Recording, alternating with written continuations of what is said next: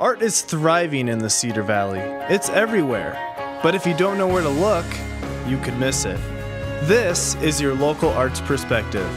This is the Arts Overlook. Hello and welcome to the Arts Overlook. We've got a jam-packed episode filled with local musicians, young artists, a jazz festival, and chainsaws. So let's get right to it, starting with chainsaws. The beauty of art is that it can be found in infinite forms. I caught up with a group of gentlemen and ladies that have taken that sentiment to heart, creating eye-catching works of art out of loud, intense, and dangerous machines. When you think about it, a chainsaw is a lot like a paintbrush. It's used as an extension of the hand, it has bristles, Okay, maybe this isn't a good comparison. Nonetheless, the human mind has found a way to use a violent machine for something beautiful through the form of chainsaw art. And recently, a group of chainsaw artists put on an exhibition at the Cedar Falls Sturgis Falls celebration. I wanted to bring something to Cedar Falls that they really haven't ever seen. This is probably, as far as I know, probably the biggest gathering of chainsaw carvers in the whole state, you know. Monty Smock, a native of Dunkerton, Iowa, organizes various chainsaw art events throughout the Midwest and even dabbles in chainsaw carving himself. He's been at it for about 5 years, while others have been at it for nearly 20. We've got 12 chainsaw carvers here. Most of them are from the Midwest, and then we've got an Echo sponsored chainsaw carver. He's out of Edgewood, Washington. Bob King, known as the King of Carving, is one of 4 members of the prestigious Echo Chainsaw Carving team. King travels the globe participating in often winning chainsaw carving competitions. Smock and other artists at the Sturgis Fall event feel very fortunate to be working alongside such an inspiring carver. You know, he started out like everybody else, carving an ugly bear or what have you, and kind of worked his way on up. He's like the Jimmy Johnson of chainsaw carvers. Actually, it's really special to have him here. Not many other forms of art would compare one of its best to a NASCAR driver like Jimmy Johnson. But that's another way that makes chainsaw art unique. While the so-called high arts often appeal to select crowds, chainsaw art seems to be embraced by your average person. It doesn't take a degree in fine arts or access to a wealth of art exhibitions to appreciate the craftsmanship of the figures. And many of those who do try their hand at carving lack any formal art training. However, you cannot deny that there is still an artistic process to creating something like this out of this, even if it doesn't involve much heavy soul searching. Sometimes the wood speaks to you. You can actually look at something, you can get this out of it, or that, or an eagle. Basically, it's a raccoon popping out a log with its butt hanging off the side. And the one I did before was an eagle with an egg next to it on a motorcycle. The egg was a sidecar, so it's a mama and her chick. Creativity. Just open up your mind and explore a piece of wood and see what you can get out of it. For the Arts Overlook, I'm Tim Getting.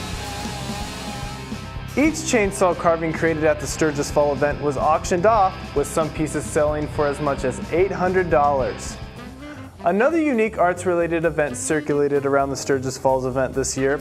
It's the Cedar Basin Jazz Festival, and our own Matt Chapman will tell us all about it. Just across from the Sturgis Falls events is another festival that has been providing the Cedar Falls area with some of the best Dixieland jazz music in the nation. The love of the Dixieland jazz resulted in various local individuals forming the Cedar Saints Dixieland Band in 1973. 5 years later, some of the members began to ponder putting together a festival featuring Iowa Dixieland bands, and in June 1978, they did just that.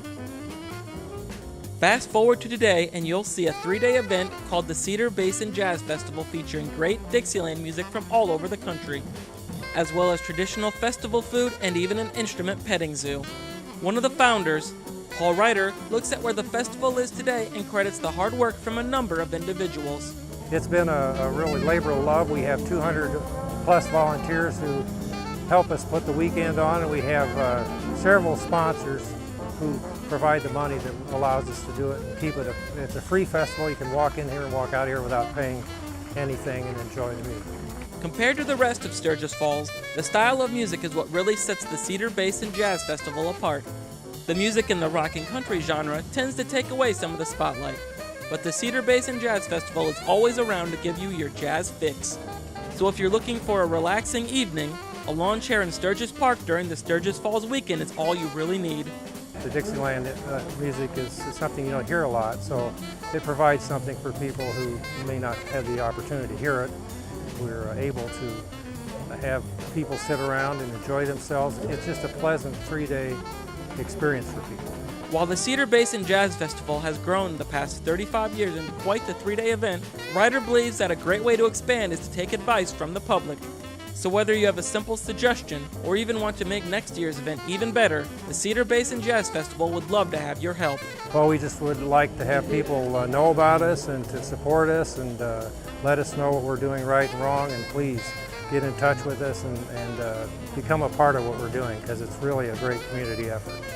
For more information about the Cedar Basin Jazz Festival, visit their website at cedarbasinjazz.org. For the Arts Overlook, I'm Matt Chapman.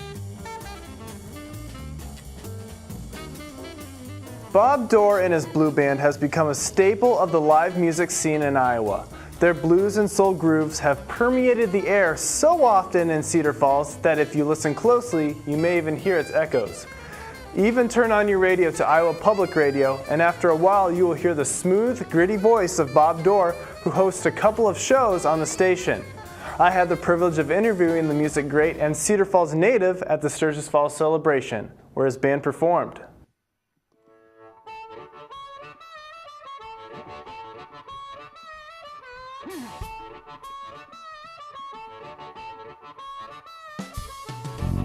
My name is Bob Dorr, and I have lived in Cedar Falls since 1970. I'm a University of Northern Iowa graduate.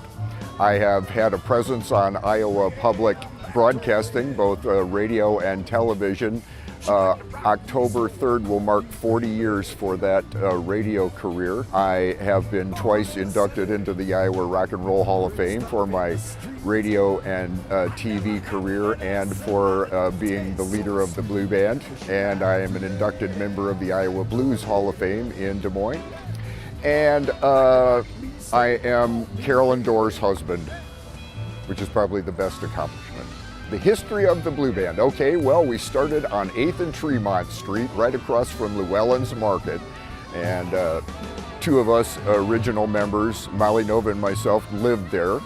And the Blue Band really grew out of a poor music contract that we signed with the previous band. And so that band kind of had to break up. And we literally had 3 clients that had contracts with the previous band, which was called Little Red Rooster. And so when I called them up and I said, well, there is no more Little Red Rooster band and we can't show up for those dates, they said, hey, we trust you.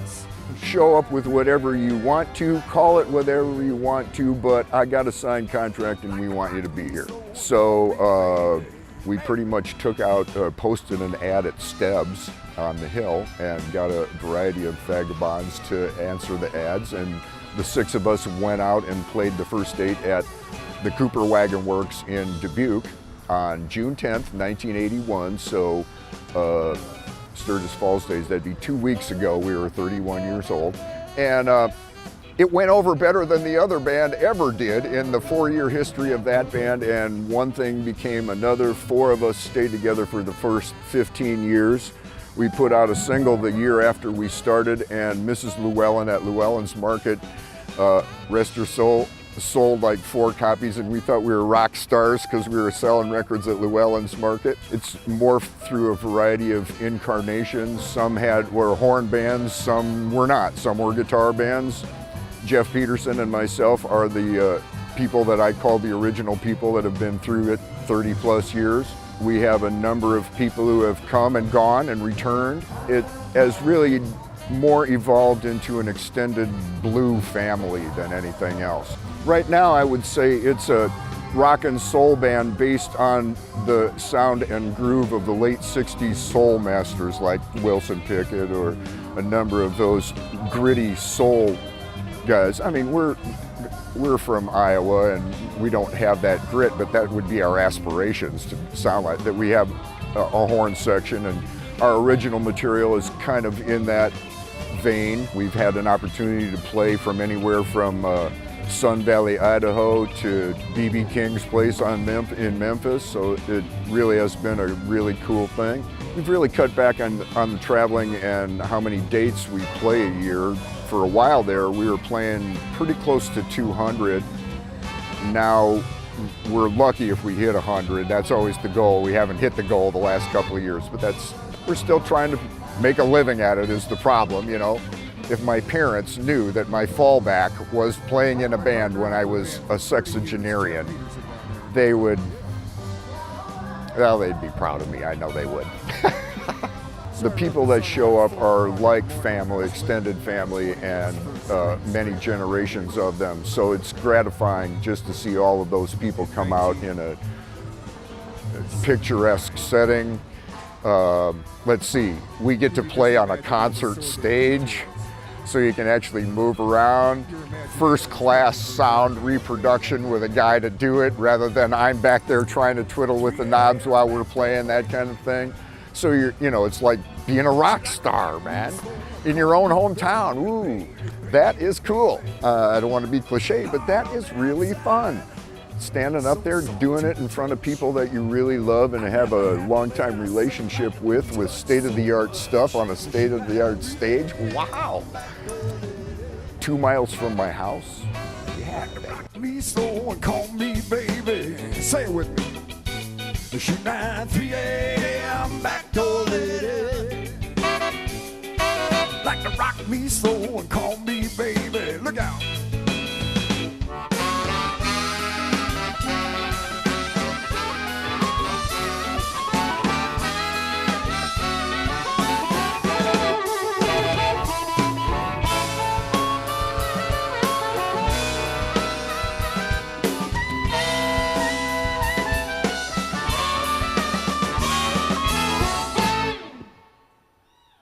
Our final story tells us about a program hosted by the Hearst Center for the Arts that is sparking interest in the arts in the minds of children. Matt Chapman has more. There has been plenty of creative juice flowing over at the Hearst Center for the Arts. Kids from age 6 to 14 have been working hard at Camp Creativity to ensure that they will put on a great show. Camp Creativity is a tremendous program for young people. Of course, it's been going as a tradition at the Hearst Center for quite some time, and children and families, they look forward to this every year. Camp Creativity is a week-long camp for children where they work on a variety of different styles of art such as writing, drawing, and performing. There is plenty of chaos inside the building with all the creativity bouncing off the walls. But Penny Asbell, the education coordinator, finds the imagination of these children to be pretty remarkable. Oh my goodness, if adults could be as creative and imaginative as children, we would probably figure out how to not use gas. Our imaginations start when we're young, and that's what we do here at the Hearst Center, as we want their creativity and their imagination. Camp Creativity has been an excellent way to keep children interested in the arts as well as keeping their minds churning during the summer. Vicki Simpson, the development coordinator, believes that this camp will only benefit the future of these kids. Well, you know, research does suggest strongly that there is a link between the arts and academic scores. Their whole lives are going to benefit for that in the future, no matter what field they go into, whether it's science or math. It doesn't really matter because the arts will actually help them develop their scores so that they can pursue those fields. So if you're looking for a way to shape your child's future, contact the Hearst Center for the Arts about their artistic opportunities. For the Arts Overlook, I'm Matt Chapman. That's it for this edition of the Arts Overlook. Thanks so much for watching and see you next time.